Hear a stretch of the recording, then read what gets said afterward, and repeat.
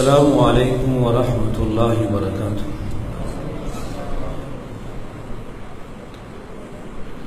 الحمد للہ رب العالمین والصلاة والسلام علی سید الانبیاء والمرسلین وعلی آلہ واصحابہ اجمعین۔ اعوذ باللہ من الشیطان الرجیم، بسم اللہ الرحمن الرحیم۔ من اعرض عن ذکری فإن له معیشة ضنکا ونحشره یوم القیامة اعمی قال رب لم حشرتنی اعمی وقد كنت بصیرا قال كذلك أتتك آياتنا فنسيتها وَكَذَلِكَ الْيَوْمَ تُنْسَى۔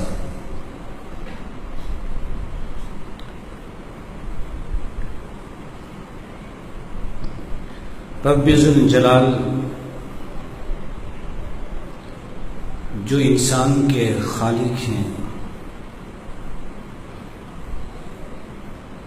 یہ انسان کو متنبہ کر رہے ہیں کہ میں نے تیری رہنمائی کے لیے، تیری ہدایت کے لیے، تیری دنیا اور آخرت کو سنوارنے کے لیے تیرے پاس ہدایات کی شکل میں اپنا کلام قرآن حکیم بھیجا ہے۔ اس میں تیری کامیابی ہے، دنیا کے لحاظ سے بھی اور آخرت کے لحاظ سے بھی۔ اسے اختیار کرو، اس کے مطابق اپنے آپ کو سنوارو، اس کے مطابق زندگی گزارو، تاکہ تمہاری آخرت کی لازوال زندگی بھی حسین زندگی بن جائے۔ من اعرض عن ذکری فإن له معیشة ضنکا، یہ ذکر، یہ قرآن جو میں نے نازل کیا ہے، جس نے اس سے اعراض کیا، اس کی ہدایات کو نہ مانا، ہم اس کے لیے دنیا کی زندگی مشکل بنا دیں گے۔ یہ دنیا کی نعمتیں جو اس کے پاس ہیں سب اس کے پاس ہوں گی، لیکن وہ ان نعمتوں سے لطف اندوز نہیں ہو سکے گا۔ اس کی زندگی اتنی تنگ ہو جائے گی،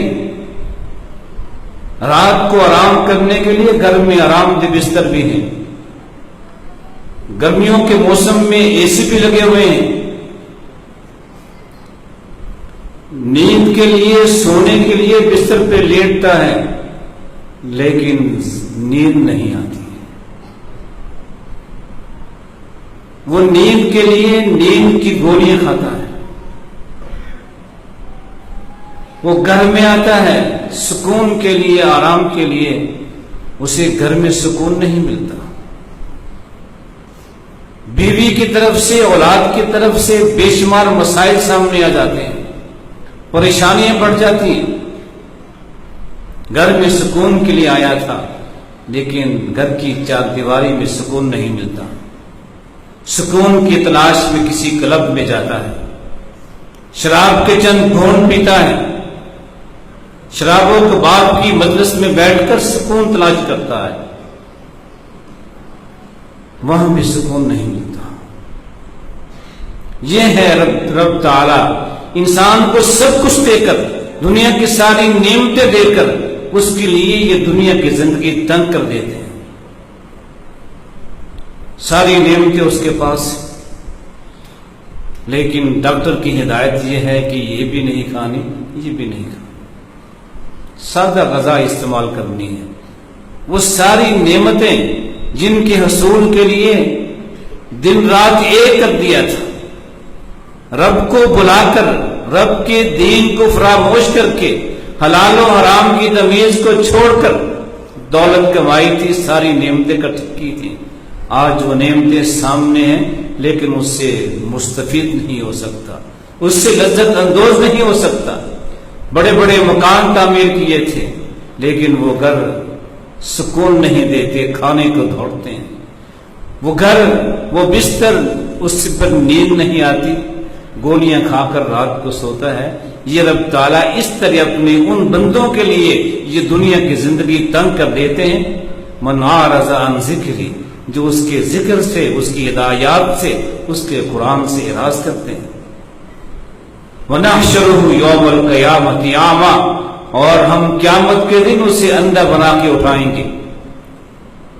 دنیا میں ہم نے آنکھیں دی تھی، کان دیے تھے، سوچو، دیکھو، سنو، غور کرو، میری ان آیات پہ غور کرو، انہیں مان لو، لیکن تم نے اپنی آنکھوں سے دیکھا، رب کی آیات کو دیکھا، کانوں سے سنا بھی، لیکن تم نے اس پر غور نہیں کیا، اسے قبول نہیں کیا۔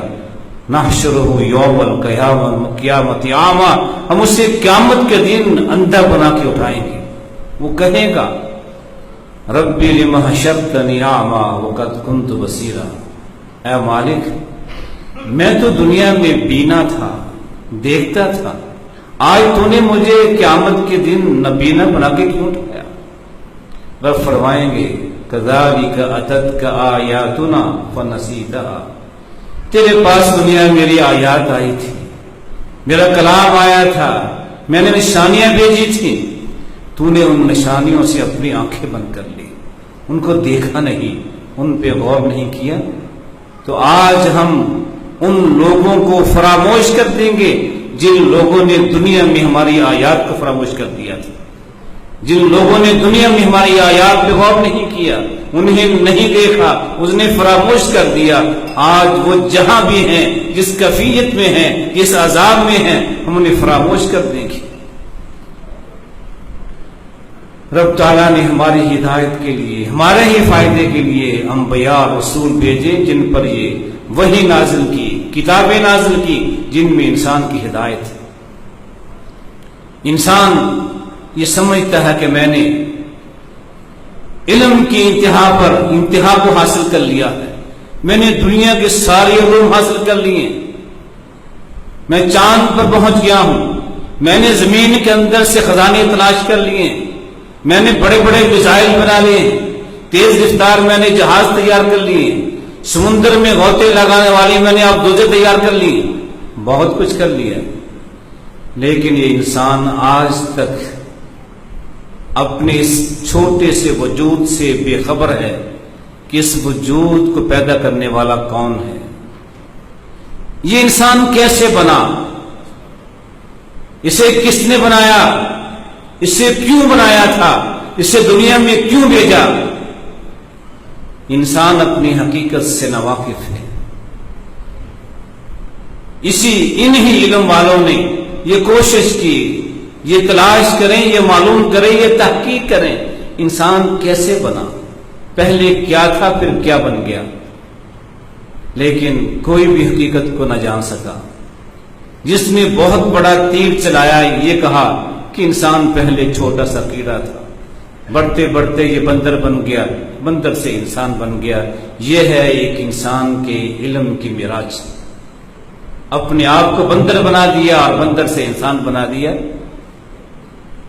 انسان کو کس نے پیدا کیا اور کیوں پیدا کیا، یہ صرف وہی ذات بتا سکتی ہے جس نے انسان کو پیدا کیا ہے، جو انسان کی خالق ہے، وہی بتا سکتی ہے کہ میں نے اسے پیدا کیا اور کیوں پیدا کیا، اس کی تخلیق کے مقاصد کیا تھے، اسے دنیا میں نے کیوں بھیجا ہے۔ اور رب نے یہ انبیاء اور رسولوں کے سلسلے کے ساتھ انسان کو خبر دی، انسان کو بتایا کہ تجھے میں نے بنایا ہے، اپنے ہاتھوں سے بنایا ہے، اے انسان میں نے تجھے عزت عطا کی ہے، تیری عزت افزائی کی ہے، اپنے ہاتھوں سے تجھے بنایا ہے، تو خالق کے ہاتھوں سے تخلیق پائی، وجود میں آیا، تیری عزت، اس نے تمہیں پیدا کیوں کیا؟ تاکہ تم اس کی بندگی اختیار کرو، اپنے خالق کی بندگی، اپنے خالق کی غلامی اختیار کرو، غلام بن کے، اس کے بندے بن کے اس دنیا میں رہو۔ اور جو شخص اس دنیا میں بندگی کے جتنے اعلیٰ مقام پہ فائز ہوگا، وہ اتنا ہی رب کے قریب ہوگا۔ رب کا قرب اسے ملتا ہے جو رب کا بندہ بن جاتا ہے، یہ قرب رب کا بڑھتا جاتا ہے جب انسان بندگی میں، عبادت میں بڑھتا جاتا ہے۔ جتنا انسان اللہ کی بندگی میں، اللہ کی عبادت میں بلند ہوگا، اتنا رب کے قریب ہوگا۔ رب کے قرب کے حصول کے لیے انسان کو رب کی بندگی اختیار کرنا ہوگی۔ یہ انسان کی تخلیق کا مقصد خالق نے بتایا ہے۔ اگر خالق نہ بتاتا کہ انسان کو کس نے پیدا کیا، اسے کیوں پیدا کیا، اس کی تخلیق کا مقصد کیا ہے، تو انسان اس سے بے خبر رہتا۔ پھر انسان دنیا میں آیا، اس دنیا میں کیسے زندگی گزارنی ہے، کیسے رہنا ہے، رب نے اس کا بھی انتظام کیا۔ جب سب سے پہلے انسان کو دنیا میں بھیجا تو اسے کہا تھا فَإِمَّا يَأْتِيَنَّكُم مِّنِّي هُدًى فَمَن تَبِعَ هُدَايَ فَلَا خَوْفٌ عَلَيْهِمْ وَلَا هُمْ يَحْزَنُونَ۔ تم زمین پہ جا رہے ہو، تمہارے پاس میری ہدایت آئے گی، جس نے میری ہدایت کو اختیار کیا، میری ہدایت کی اتباع کی، اسے دنیا میں، آخرت میں کہیں بھی کوئی خوف نہیں ہوگا، کوئی غم نہیں ہوگا۔ یہ رب کی ہدایت ہے جو اس نے وحی کے ذریعے، انبیاء کے ذریعے، کتابوں کے ذریعے، صحیفوں کے ذریعے، قرآن حکیم کے ذریعے ہم تک پہنچائی ہے۔ اس ہدایت کو سمجھنا، یہ ہدایت کیا ہے، ہمیں کیا کہتی ہے، ہمیں کیا بتاتی ہے، ہمیں کن کاموں سے روکتی ہے، کن کاموں کے کرنے کا حکم دیتی ہے، یہ ہمارا فرض ہے۔ یا ایھا الناس قد جاءتکم موعظۃ من ربکم وشفاء لما فی الصدور۔ اے لوگو، تمہارے رب کی جانب سے تمہارے پاس نصیحت آئی ہے۔ یہ خطاب عام انسانوں سے ہے۔ یا ایھا الناس، اے لوگو، تمہارے پاس تمہارے رب نے نصیحت بھیجی ہے۔ وشفاء لما فی الصدور، اور دل کی جو بیماریاں ہیں اس کا علاج بھی اس قرآن میں موجود ہے۔ یہ تمام انسانوں کے لیے ہے۔ کوئی بھی انسان قرآن حکیم سے نصیحت لے سکتا ہے، اپنے دل کی بیماری کا علاج کروا سکتا ہے، اور خاص طور پہ ہدی و رحمۃ للمؤمنین، یہ قرآن منبع ہدایت ہے اور رحمت کا باعث ہے مومنین کے لیے، ایمان لانے والوں کے لیے، جو قرآن پہ ایمان لا کے پھر اس کو اپنائیں گے، اس پہ عمل کریں گے۔ یہ قرآن ان کے لیے منبع ہدایت ہے، ان کی زندگی کے ایک ایک لمحے کے لیے انہیں ہدایت دے گا، بتائے گا زندگی کیسے گزارنی ہے، تم نے اب کیسے یہ کام کرنا ہے، کیا کرنا ہے، کیا نہیں کرنا ہے، اور یہ رب کی رحمتوں کے اصول کا ذریعہ ہے۔ یہ قرآن حکیم جو رب ذوالجلال نے ہماری ہدایت کے لیے بھیجا، اسے سمجھنا، اس قرآن میں کیا ہے، کیا ہدایات ہیں، ہماری ذمہ داری ہے، ہمارا فرض ہے کہ ہمارے خالق نے، ہمارے مالک نے، ہمارے معبود حقیقی نے ہمارے پاس یہ ہدایات، یہ ذکر، یہ منبع ہدایت، یہ رحمتوں کے حصول کا ذریعہ بھیجا ہے۔ ہم جانیں اس میں کیا ہے، ہمیں یہ کیا کہتا ہے۔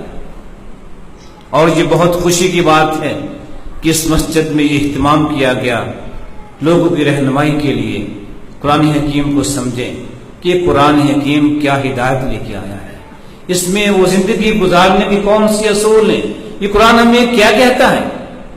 یہ قرآن حکیم انسان کو ایک اچھا انسان بنانے کے طریقے بتاتا ہے، کس طرح ایک انسان اچھا انسان بن سکتا ہے۔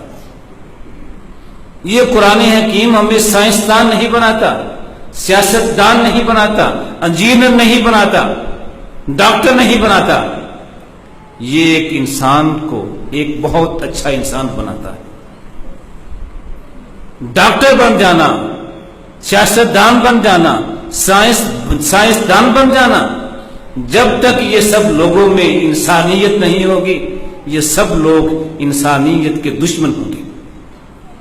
وہ سائنسدان ہوں، وہ ڈاکٹر ہوں، انجینئر ہوں، جو بھی ہیں، اگر ان کے اندر انسانیت نہیں ہے، انسانی ہمدردی نہیں ہے، انسانی خیر خواہی نہیں ہے، تو یہ سائنس کے ذریعے وہ چیزیں بنائیں گے جس سے انسانیت بگڑ جائے گی۔ دیکھ لیجیے آج کل موبائل فون نے اور نیٹ نے ہماری اولادوں کو کتنا بگاڑ دیا۔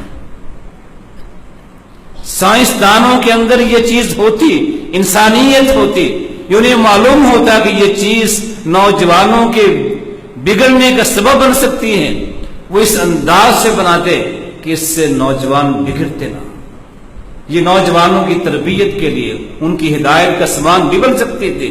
لیکن جب سائنسدانوں میں کے دل میں انسانی ہمدردی نہیں ہے بلکہ انسانیت کو بگاڑنا چاہتے ہیں، انسانیت کے اندر بے حیائی پھیلانا چاہتے ہیں، فحاشی عام کرنا چاہتے ہیں، جو سب طریقے آزمائیں گے۔ یہ قرآن حکیم ایک انسان کو اچھا انسان بناتا ہے کہ تمہارے اندر وہ چیزیں ہوں، وہ صلاحیت اگر تمہارے پاس ہیں انہیں استعمال کیجئے انسان کی فلاح کے لیے، انسان کی کامیابی کے لیے، انسان کی ہدایت کے لیے، انسانیت کو بگاڑنے کے لیے نہیں بلکہ سنوارنے کے لیے استعمال کرو۔ ایک ڈاکٹر وہ ڈاکٹری سیکھتا ہے انسانی ہمدردی کے لیے، دعویٰ یہ کرتا ہے کہ میں ڈاکٹر کیوں بناؤں، میں انسانوں کی خدمت کروں گا، بیماروں کا علاج کروں گا، لیکن ہم دیکھتے ہیں کہ لوگوں کو لوٹتے ہیں۔ ایک اچھا ڈاکٹر وہ ہوتا ہے جس کے دل میں انسانیت ہو، وہ فیس کو نہیں دیکھتا، وہ مریض کو دیکھتا ہے، وہ مریض کے دولت کو نہیں دیکھتا، وہ مریض کے مرض کو دیکھتا ہے۔ لیکن آج یہ چیز ڈاکٹروں میں نہیں ہے، انسانیت نہیں ہے، صرف دولت کا حصول، مطمع نظر یہ ہے میری فیس مجھے چاہیے، کسی کو شفا ملے، کسی کا علاج ہو یا نہ ہو، کسی کے پاس دوائی خریدنے کی سخت ہے ہی نہیں ہے، وہ بس دوائی لکھ کر دے دیتا ہے، یہ نہیں جانتا غریب آدمی دوائی کہاں سے خریدے گا، فیس بھی لے لی، مہنگی مہنگی دوائی بھی دے دی۔ یہ انسانی ہمدردی نہیں ہے۔ اس لیے کوئی ڈاکٹر بنے، سائنسدان بنے، جو چاہے بنے، لیکن اس کے ساتھ ساتھ اچھا انسان بھی بنیے۔ اور اچھا انسان بننے کے لیے صرف ایک کتاب ہے، قرآن حکیم۔ دنیا کی کوئی کتاب کسی مذہب میں نہیں ہے، کسی قانون میں نہیں ہے، کسی نصاب تعلیم میں نہیں ہے جو انسان کو انسان بنانے والی ہے۔ یہ قرآن حکیم میں ایک ایسی کتاب ہے جو ایک انسان کو انسانیت سکھاتی ہے، انسان کو بتاتی ہے اچھے انسان کے اوصاف کیا ہوتے ہیں، انسان کو بتاتی ہے حیا کیا ہوتی ہے، انسان کو بتاتی ہے اظہار کیا ہوتا ہے، خیر خواہی کیا ہوتی ہے، ہمدردی کیا ہوتی ہے۔ یہ قرآن ہی بتاتا ہے کہ تمہارے ماں باپ کا حق کیا ہے، تمہارے ماں باپ کا مقام کیا ہے۔ یہ قرآن ہی بتاتا ہے تمہارے بہن بھائیوں کی ان کا مقام کیا ہے، ان کی اہمیت کیا ہے، ان کے حقوق کیا ہے۔ جتنے رشتے دار ہیں سب کے رشتوں کا تقدس یہ قرآن سکھاتا ہے۔ دنیا کا کوئی اور مذہب، کوئی اور تعلیم، کوئی علم، کوئی نصاب تعلیم نہیں سکھاتا رشتوں کا یہ تقدس ہے۔ اور آج مغرب کو دیکھ لیجئے، یورپ پہ نگاہ ڈالیے، وہاں رشتے نام کی کوئی چیز نہیں ہے۔ وہاں تو آج ایسے لوگوں کی اکثریت ہے جن کو اپنے باپ کا علم نہیں ہے، میرا باپ کون ہے۔ اور وہ کلچر کہ جب نوجوان اولاد جوان ہوتی ہے، بڑی ہوتی ہے، ماں باپ کا سہارا بننے کی قریب پہنچتی ہے، ماں باپ کو چھوڑ دیتی ہے۔ ماں باپ کسی چیز سے روکتے ہیں کہ بیٹا یا بیٹی یہ کام اچھا نہیں ہے، اس سے ہماری عزت خراب ہوگی، ہماری عزت مجروح ہوگی۔ جو ماں باپ اولاد کو یہ سمجھاتے ہیں تو وہاں کی اولادیں اپنے ماں پولیس میں فون کر دیتی ہیں کہ میرا باپ یا میری ماں یا میرا بھائی مجھے اس کام سے روک رہا ہے۔ پولیس آتی ہے، انہیں پکڑتی ہے، ماں باپ جیل میں ہوتے ہیں، اولاد آزاد ہو جاتی ہے۔ یہ وہ کلچر ہے جو یورپ کا کلچر ہے، جس کو ہمارے نزدیک بہت پسندیدہ ہے، اور آہستہ آہستہ ہمارے ملکوں میں بھی، مسلمان ملکوں میں بھی یہ آہستہ سا رہا ہے۔ ہمارے نوجوان جو تعلیم حاصل کر رہے ہیں وہاں ماں باپ کی کوئی اہمیت نہیں ہے، ماں باپ کی حقوق و فرائض کا کوئی ذکر نہیں ہے۔ وہ نہیں جانتے کہ ماں باپ کیا ہوتے ہیں، بس ماں باپ کی ذمہ داری ہے ہمیں پالے پوسیں، ہماری فیسیں ادا کریں، ہماری خراجات ادا کریں، اور جب والدین بوڑھے ہو جائیں ان کو اولڈ ہومز میں چھوڑ آئیں۔ بس یہ ماں باپ پہ احسان ہوگا کہ ہم نے آپ کو اولڈ ہومز میں چھوڑ دیا ہے، اب وہ جانے، اولڈ ہومز والے، حکومت جانے، ادارے جانے، اور وہ جانے۔ اولاد اپنے ماں باپ کو چھوڑ دیتی ہے۔ جس عمر میں ماں باپ چاہتے ہیں کہ ہماری اولادیں ہمارے پاس بیٹھیں، ہم سے باتیں کریں، ہماری خدمت کریں، وہ ماں باپ ترستے ہیں اپنی اولاد کو دیکھنے کے لیے، ترستے ہیں اولاد سے بات کرنے کے لیے۔ یہ وہ کلچر ہے جو قرآن کے سوا باقی کتابوں میں موجود تھے، اور آج ہمارے وہ سکول، وہ ادارے، تعلیمی ادارے جہاں اسلام نام کی کوئی چیز نہیں ہے، وہاں دیکھ لی وہاں کیا ہو رہا ہے۔ آپ کے بچوں کو، بیٹیوں کو کس بات کی تعلیم دی جا رہی ہے؟ جس سکول میں، جس کالج میں قرآن کی تعلیم نہیں ہے، وہاں شیطان کی تعلیم ہے، بے حیائی کی تعلیم ہے۔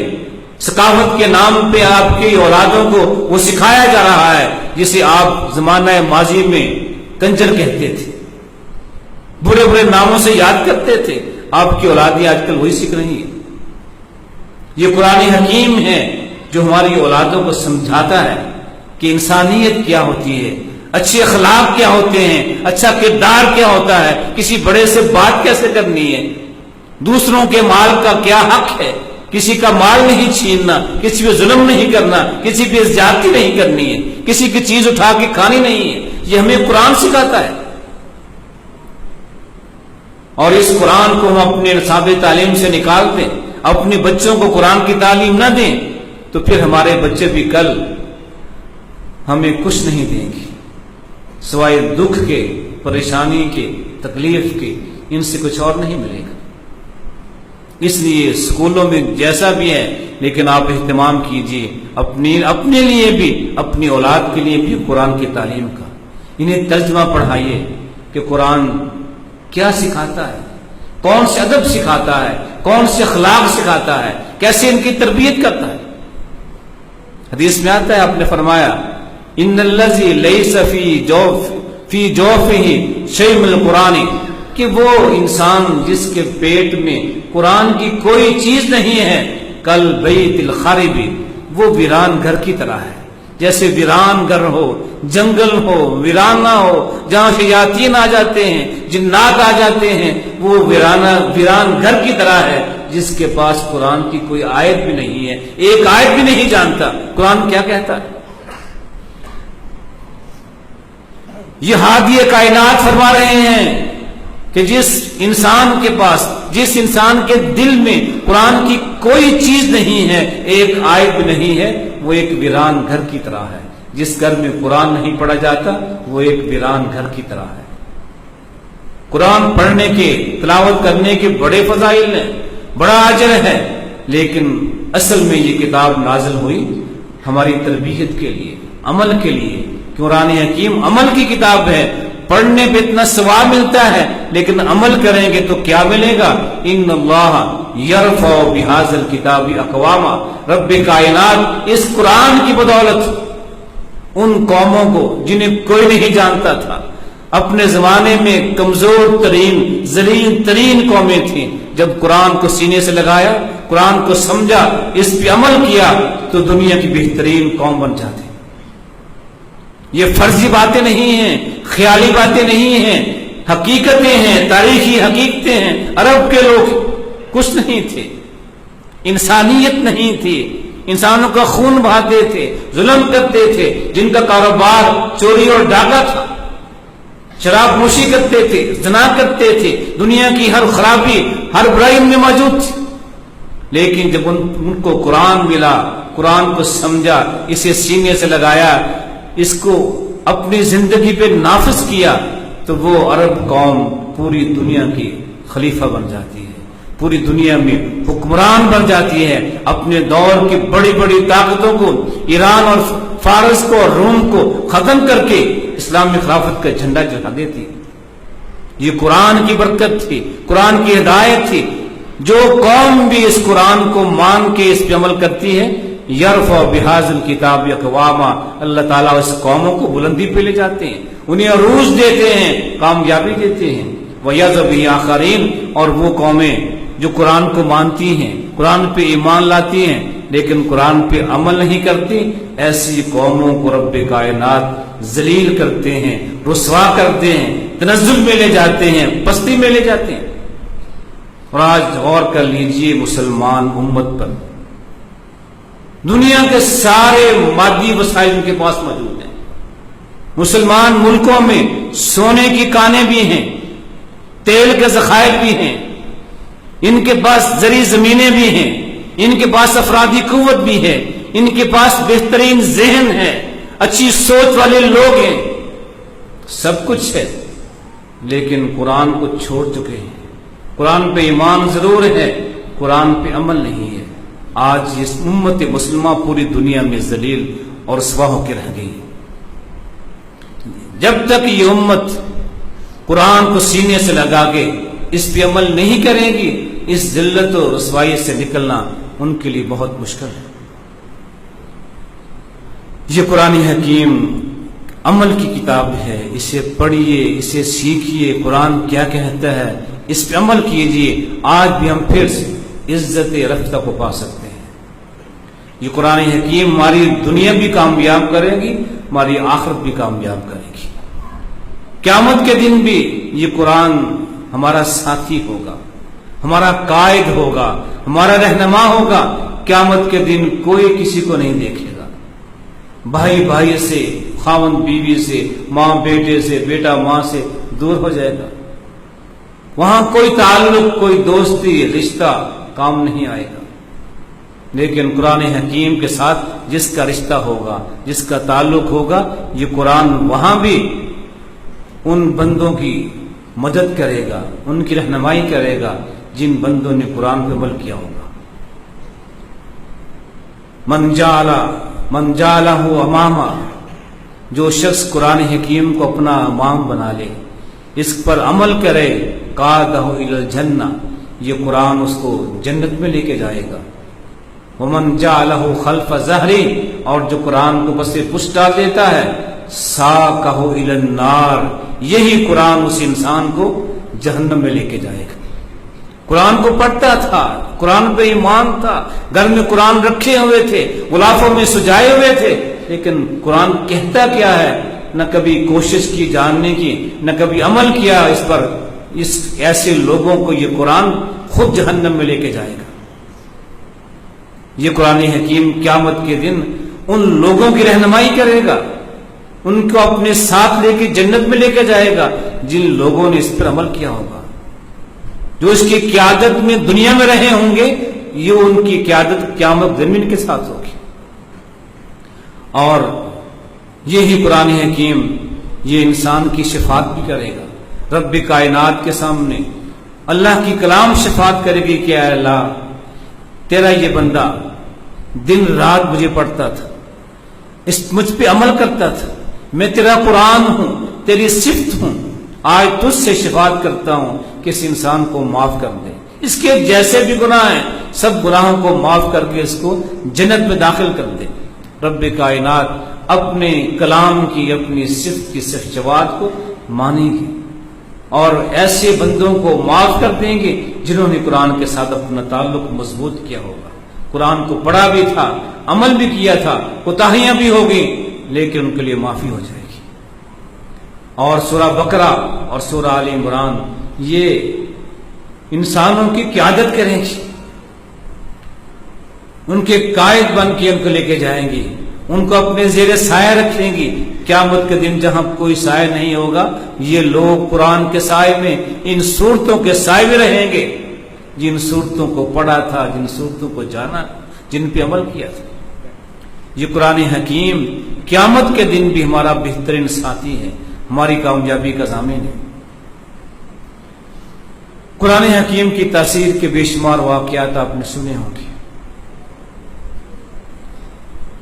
صحابہ کے دور میں بھی، اس کے بعد بھی بے شمار ایسے واقعات ہیں کہ قرآن حکیم کو سنا، زندگی بدل گئی، دنیا بدل گئی، دنیا چھوڑ کر آخرت کی فکر کرنے والے بن گئے. یہ قرآن کی تاثیر ختم نہیں ہوئی.